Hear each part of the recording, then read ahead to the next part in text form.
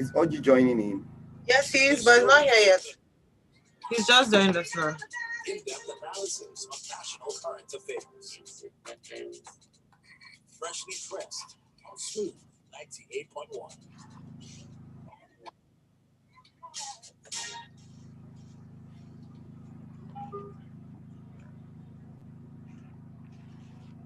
Morning, Orji. Good morning. How are you doing today? I'm fine. Are you? I'm all right. Where are you? All right, we're live.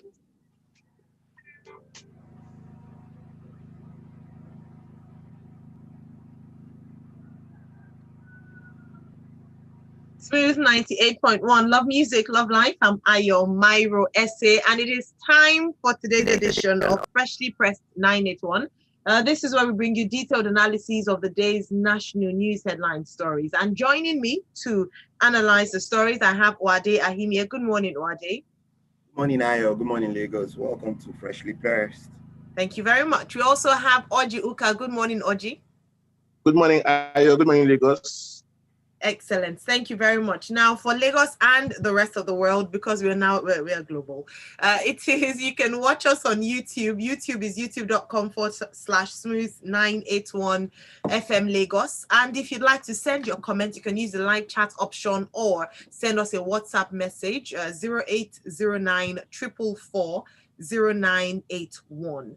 You could also tweet at us at smooth981FM. Use the hashtag freshly pressed 981. Let's get straight into our stories for this morning. Our first one here: Buhari leaves for London medical holiday. Well, I think this is misleading, punching sweeper. It's a routine medical checkup, according to the spokesperson, Femi Adesina.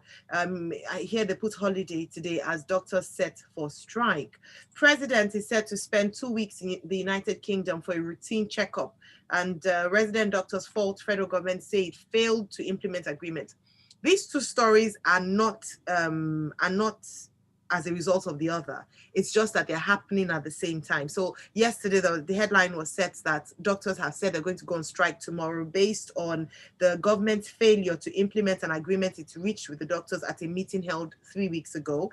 And this was made known by the first vice president of the Nigerian Association of Resident Doctors, NARD, Dr. Arome Adejo. And on another note, whilst this strike is brewing for tomorrow, the president is said to have gone abroad for a routine medical checkup. Uade, please take us through this story. The strike is meant to start on the 1st, which is on Thursday. Yes, my apologies. I thought tomorrow was the 1st. Thank you. Tomorrow is the 1st. So it's an irony, really, because you have a country where we're still having our president go do routine checkups outside Nigeria with the number of world-class doctors we have all over the world. And it's amazing that we still have not been able to build a first-class medical facility in Nigeria that would cater, even if it's just for our president, to be sure that the president is fine at all times, and so on. But the main bone of contention here is on the issue of the resident doctors who are working for the federal government.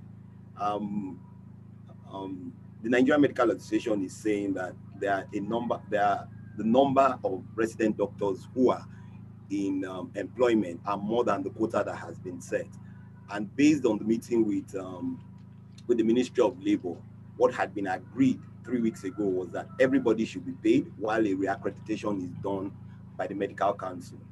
But apparently, the registrar of the Medical Council, after the meeting, decided that was not going to be the case. And this is really, really, really amazing. We're continually going through a pandemic. Our doctors, our frontline workers are getting infected.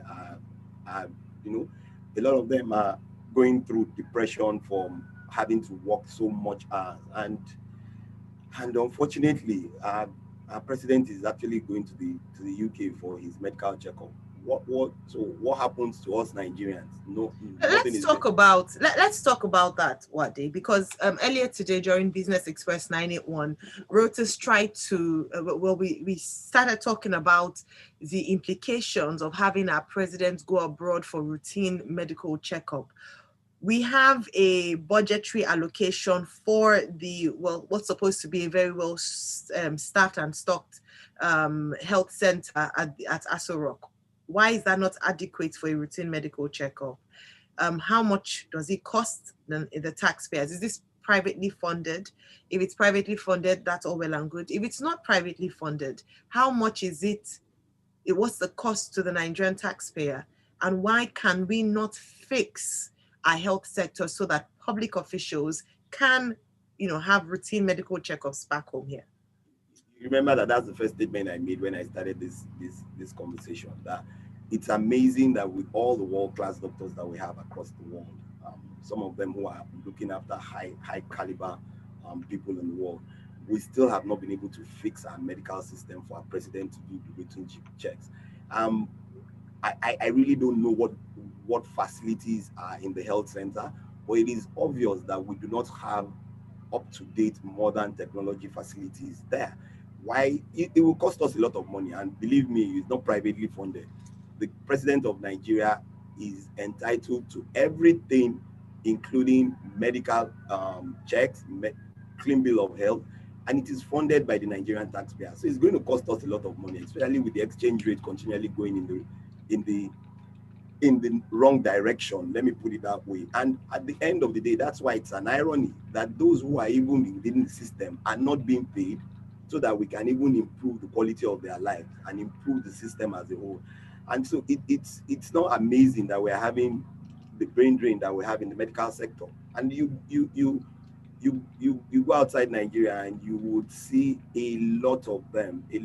I know someone now who is become the administrator in the UK of the what's it called, of the NHS. National Health Service, and she's a Nigerian. She graduated from here in Nigeria. So it's amazing that these things are happening, and every time we hear, oh, it's a routine checkup. Oh no, it's the president sneezed and he's been flown abroad. But this thing costs us money, and it will continually cost us money. Was it budgeted for? I don't know.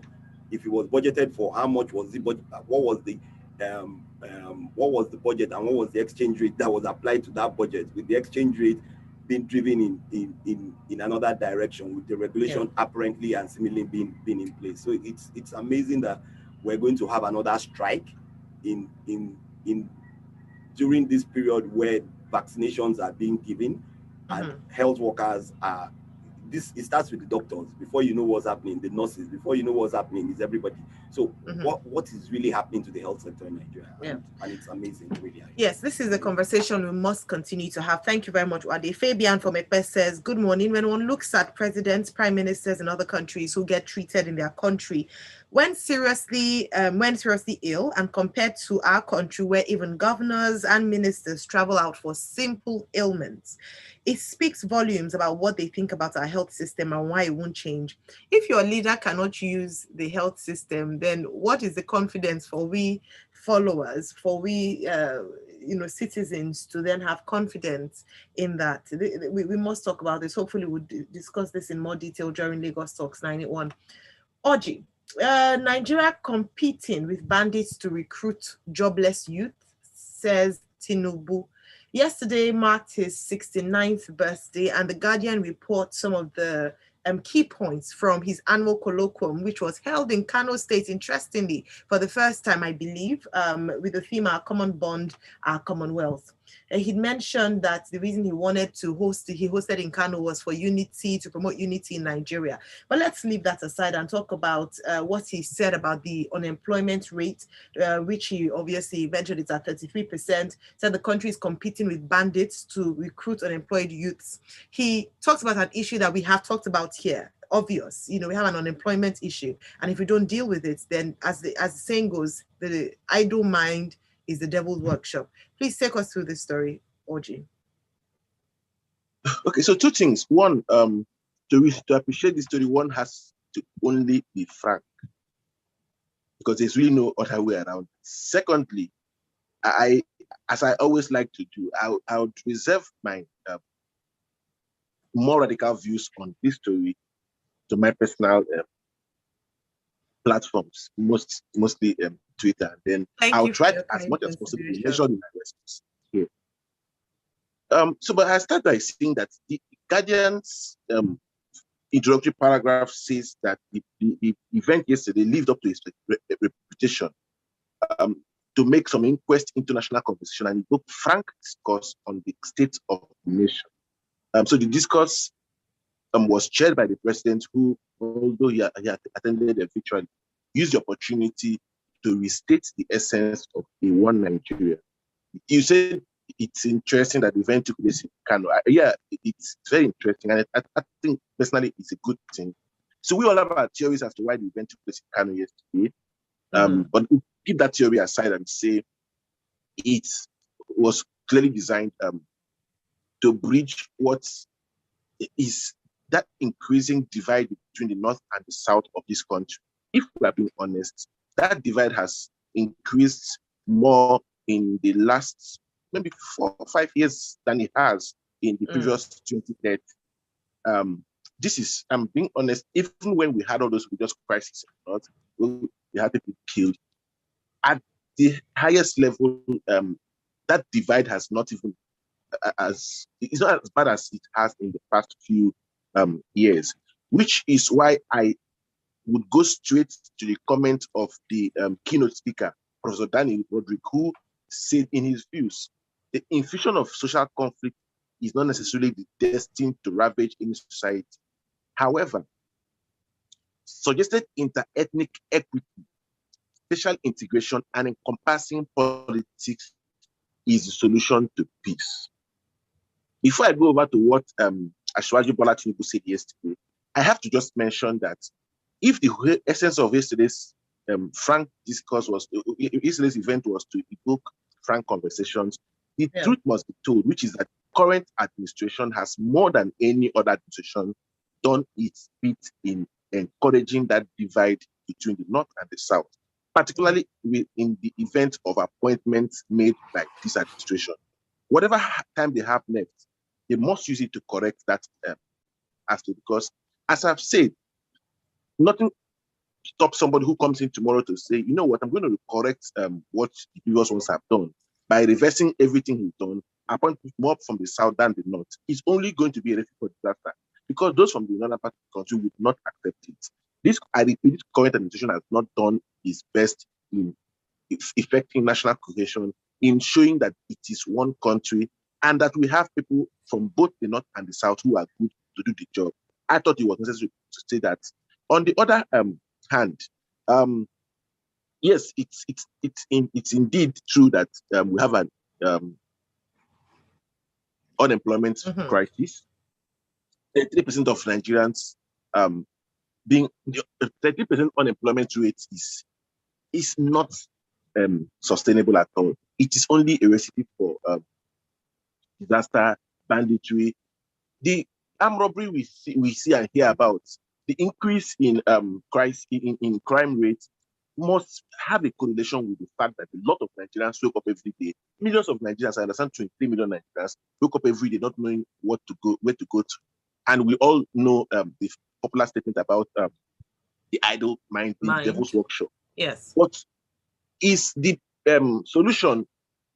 50 million youths to fill the shortage in military and police, as Asiwaju has recommended? I do not think so. I don't know any country in the world where a third of the population belong to the police and the army.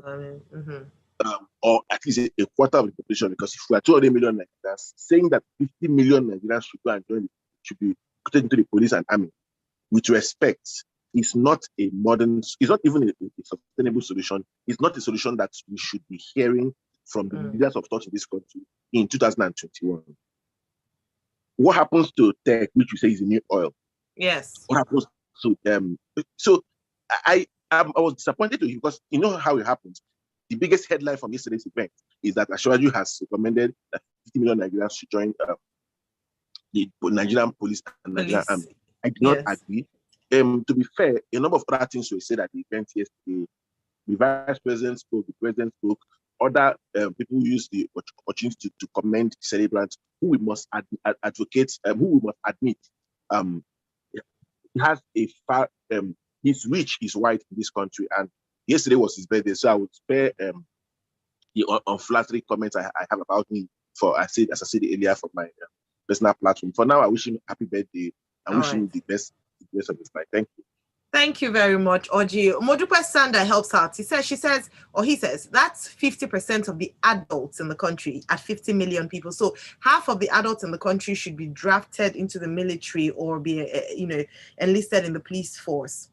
What do you make of that? Shegun says, it is unfortunate. So going back to the medical trips, that our main opposition party cannot criticize the president's medical trip abroad because they did the same and will do the same if they get there again.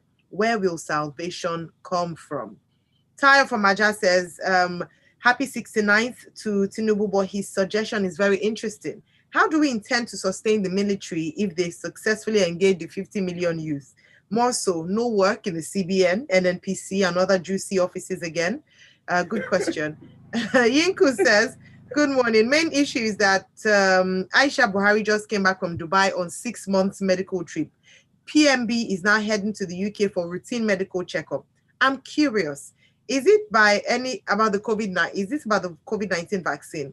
My question here is to find out if he handed over to the vice president to handle affairs in his absence. Well, he's only gone till the second week in April, so a few days, so not as long as in the past. Well, that's a good question. Has he handed over to the president, to the vice president? All right, let's move on to a next one. And it's good that I think Yinku's talked about the COVID-19 vaccine as that's our main focus here. At last, Kogi ready to administer COVID-19 vaccine. So one of the infamous governors during this pandemic, of course, is the governor of Kogi State, Governor Yahaya Bello, who for a very long time didn't, spoke against the trueness, the truth, let me put it that way, of COVID-19, the reality of COVID-19. He challenged Western and local media as to saying he doesn't believe that it's real. And for that reason, Kogi was the only state that hadn't started administering the Oxford AstraZeneca vaccine. However, the Kogi state government has now expressed readiness to start administering to residents. The State Commissioner for Health, Saka Haruna, said on Monday that Kogi would receive doses of the vaccine on Tuesday, that's today, and so that the residents would be given unhindered access to receive the vaccine. No one will be forced, despite the fact that they said that they're not going to make Kogi residents guinea pigs. They've come back on that comment to say they will now allow vaccines to be administered, but without coercing people. What do you make of this, Uade? Well, thank God, finally, we're beginning to, Kogi State is beginning to see reasons why they need to look at the issues relating to the pandemic, and they're going to start giving out the vaccines. But something jumps out here for me, which is really, really interesting. The National Primary Healthcare Development Agency in Kogi State attributed the delay to two factors. Mm-hmm. The first one you have mentioned, the contradictory information about the vaccine and the non-repair of its cold chain store. A governor comes out and tells you that COVID is non-existent.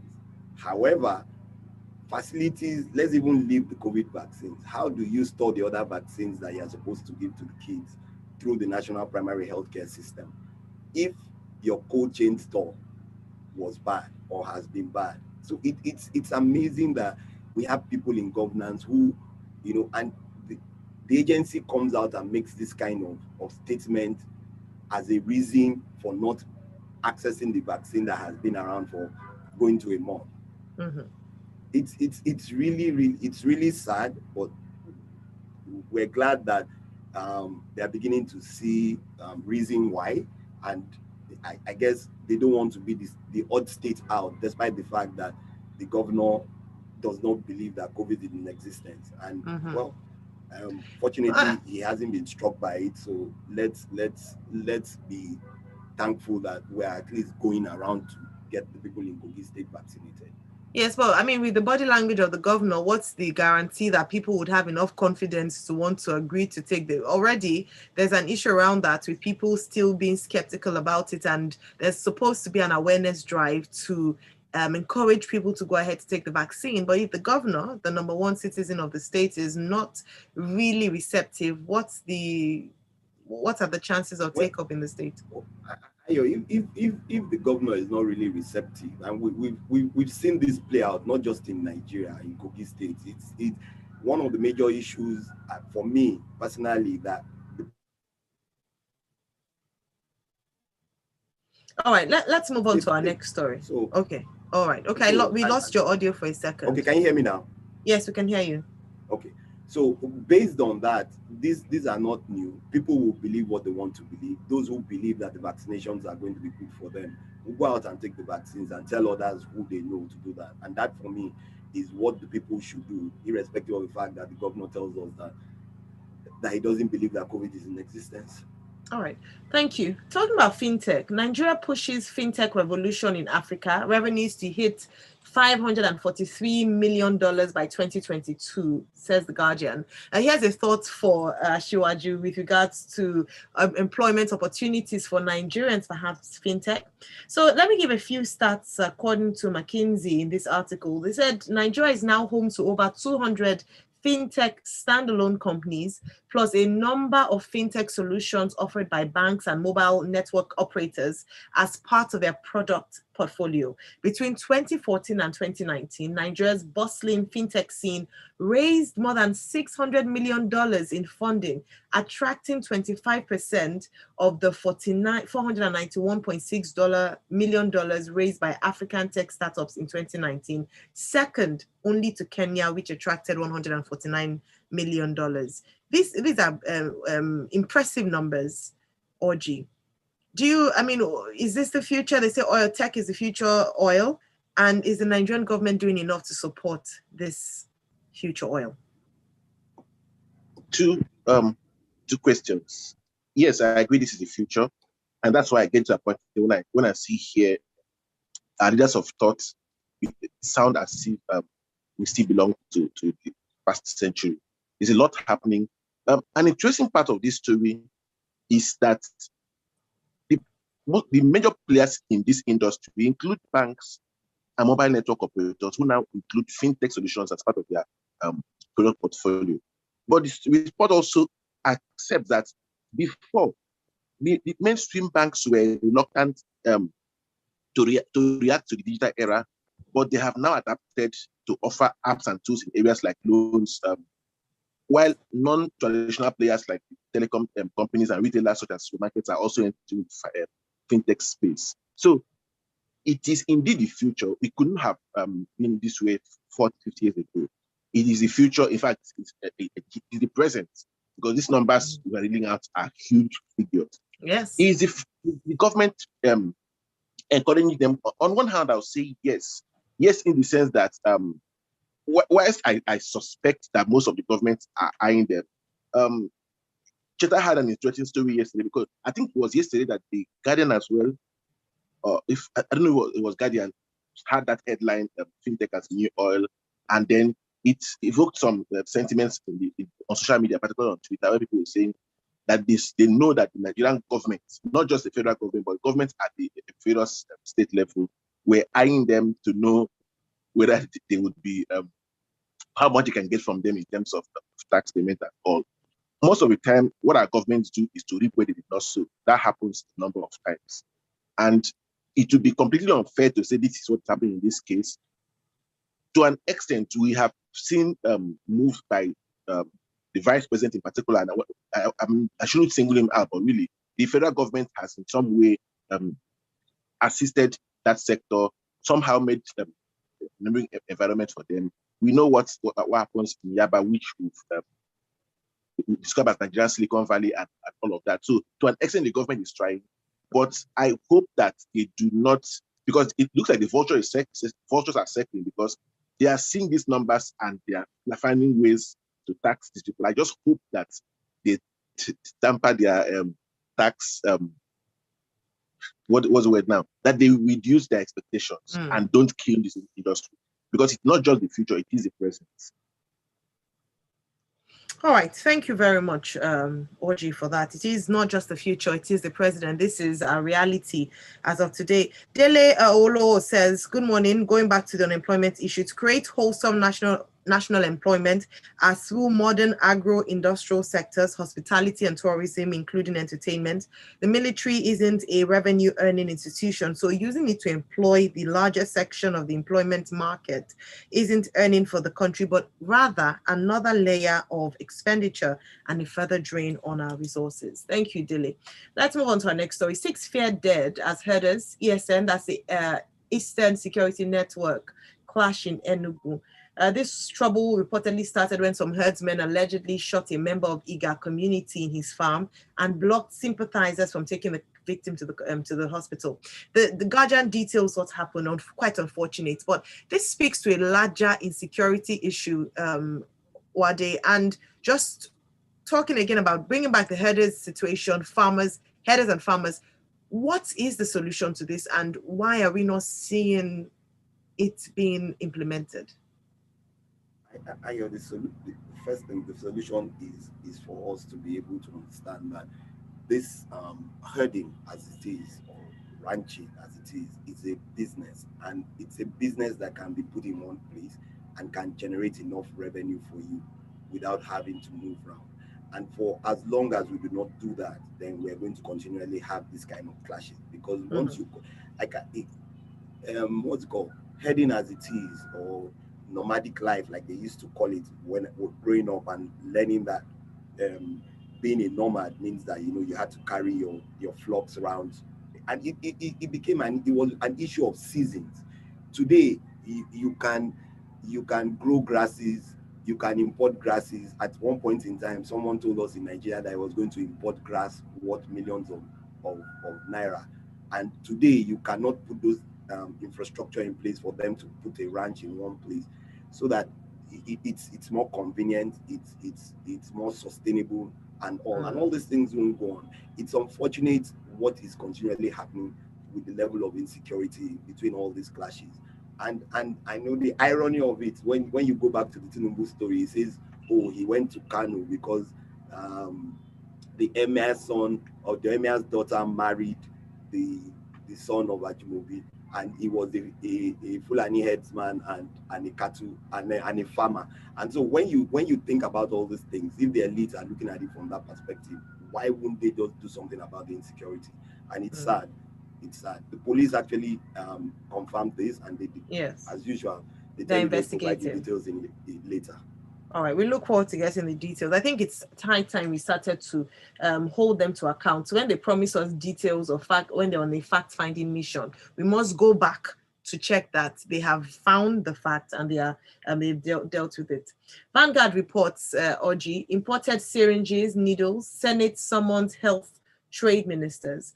The Senate has summoned the Minister of Health, Dr. Sage Hanire, Minister of Trade and Investments, Niyi Adebayo, and the Director General of the National Agency for Food and Drug Administration, NAFDAC, Professor Mojisola Adeyeye, to appear before it in the next 2 weeks. According to them, why they're asking them to explain why a policy of 2017 by the federal government has not been implemented, as well as about the manufacturing, importation, and policy guidelines for syringes in Nigeria. So this is a long story, but I'll try and make it short because of time. Yes, they've invited them, but I just want to go straight to what the president of the Medical Device Manufacturers Association, the Medman, Akinrino, said. He says that all the 7 licensed local manufacturers have the potential to produce 2.4 billion units of syringes per annum if given adequate business environments. So according to him, Nigeria needs about 2 billion to 2.5 billion syringes annually. Mm-hmm. The local manufacturers have capacity currently to produce 1.95 billion a year. And with the support of government and with that implementation of backward integration policy, they can scale up and produce all the demands in a matter of months. He says something very important also, their quality is world class and it's not questionable. However, NAFDAC continues to license foreign companies to import these syringes. So this is one way that I support the move by the Senate. I hope that they take it to the conclusion. But the question is, how will they succeed when you also have the president going abroad for medical treatments? Is it not inconsistent with what they preach? Because you have to lead by example, and unfortunately, the president is not leading by example. So the Senate has to also come out and say, Mr. President, this should be the last foreign trip of your administration, so that you can lead by example. I hope they do that. I challenge them to do that. Thank you very much. Thanks for wrapping it up so succinctly and hitting the nail on the head. Vanguard newspaper, I'll just mention this just as a way of information. Authentication, federal government unveils mobile app, improved NIN slip. The federal government yesterday launched a mobile app and identification number slip for public use. Now, the Dr. Issa Pantami, who is the Minister of Communications and Digital Economy, who was represented at the launch, said the app offers a built-in harmonization process that allows for its use across other government services, including FIRS, FRSC, NHIS, MPFR, NCC, amongst others. This is good news because we talked about the harmonization of data. It says that you can log in, pay a small token fee, download a PDF of your document in color of your NIN, print and laminate as desired. That's the new NIN slip. To get this, you can go on to dashboard.nimc.gov.ng to download or to view your improved NIN slip. And that's it on the show this morning. However, I know a number of people sent in messages that we couldn't read out because of our time. But at 9 o'clock, we bring you Lagos Talks 91, where we will be able to discuss these headlines in detail. And there you would have the opportunity to call in, send in your messages, and we'll just take your responses to the headlines. Thank you to our analysts for today. Big thanks to Uade Ahimie at Reinc Nigeria and to Orji Uka at Orji Uka on Twitter. Follow us at Smooth 981 FM on Twitter. Thank you, Thank you, Lagos. You're welcome. Use the hashtag freshlypressed981. In 14 minutes, we bring you Grapevine 981. We'll be reviewing Angelique Kidjo's latest song, as well as reviewing some of the biggest entertainment stories across the world. It's Smooth 98.1. Stay tuned. The headlines. Thank you very much. Thank you to our YouTube viewers for watching. Oh, come and see, we have a surprise in the studio. We're still live. Hi. No, they can't see you. Oh, Hello. Hello. Okay, so we have Valentine in the studio. Oh, thank you. Valentine in the studio. Hi. Good morning, sir. What are you doing in the studio? You should be on the streets getting news. Valentine is your I was on the street listening to you. Olaji Asiwaju that started campaigning already. Did you just say for 2023? How now? How are you? I give you, sir. Same here. Valentine, Ayo, do you like my studio? I love it. It's very nice. Very nice. By the way, to all our listeners and watchers, this is. Oh no, I didn't want to stop here. Okay. This is the party after party. We're just giving you an intro into. I see we still have a few people online. Yeah. An intro into what happens behind the scenes, so you get it extra when you come on YouTube rather than watching us. So say hi in the comment section. Valentine is in the studio, so sometimes he comes to visit when I'm on air alone. I'm posing behind her so that I can get some. I need to. Orji, we should find one day and alternatively go into the studio and just spend this 30 minutes. I've missed that studio. When you take your vaccine. Oh, when I take my vaccine. Me, I'm already taking vaccine. I don't know about you. Okay, well, I don't know. I'm the only one that. Orji, what's happening? No, I have not. Okay, I haven't. So Val has. Well, see, I said to obey them. For those who are above 50. We're essential workers. I'm not up to 50. I'm not an essential worker. So when is my turn? I'll go. Bye. Okay. Fine. I agree. I agree with you, Ayo. Ayo, have a great day. Orji, have a great day. Lovely day. Thank you so much for today. Hi, guys. Thank you for watching. Great.